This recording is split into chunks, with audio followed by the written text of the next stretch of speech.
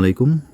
সাম্প্রতিক সময়ে চাকরির পরীক্ষায় ডক্টর মোহাম্মদ ইউনূসকে নিয়ে যে প্রশ্নগুলো হয়ে থাকে সেই প্রশ্নর কিছু অংশ আমি আলোচনা করব। ১ নম্বর প্রশ্ন যে পরীক্ষায় এসেছিল, ডক্টর মোহাম্মদ ইউনূস কোন ক্ষেত্রে নোবেল পুরস্কার পেয়েছে? উত্তর, শান্তিতে।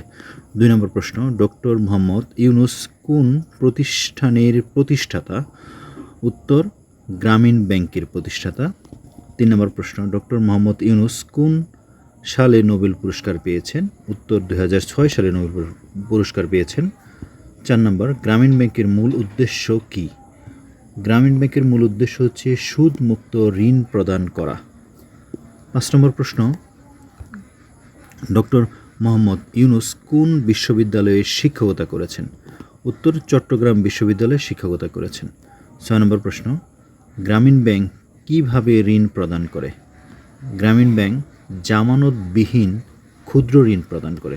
৭ নম্বর প্রশ্ন, গ্রামীণ ব্যাংক সাধারণত কোন খাতে বিশেষ ভূমিকা রেখেছে? উত্তর, ক্ষুদ্র ঋণে বিশেষ ভূমিকা রেখেছে। ৮ নম্বর প্রশ্ন, গ্রামীণ ব্যাংক কত সালে প্রতিষ্ঠিত হয়েছে? গ্রামীণ ব্যাংক প্রতিষ্ঠিত হয়েছে ১৯৮৩ সালে। ৯ নম্বর প্রশ্ন, ডক্টর মোহাম্মদ ইউনূস জন্ম কোথায়? ডক্টর মোহাম্মদ ইউনূসের জন্ম হচ্ছে চট্টগ্রামে।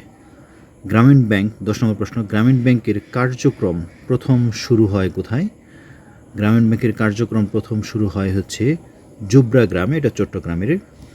১১ নম্বর প্রশ্ন, ডক্টর মোহাম্মদ ইউনূস কোন পেশায় ছিলেন? ওনার পেশা ছিল শিক্ষকতা করা, কিন্তু তিনি একজন অর্থনীতিবিদ। গ্রামীণ ব্যাংকের কী ধরনের ঋণ দেয়? গ্রামীণ ব্যাংক হচ্ছে দারিদ্র জনগণের জন্য ঋণ প্রদান করে। ধন্যবাদ সবাই।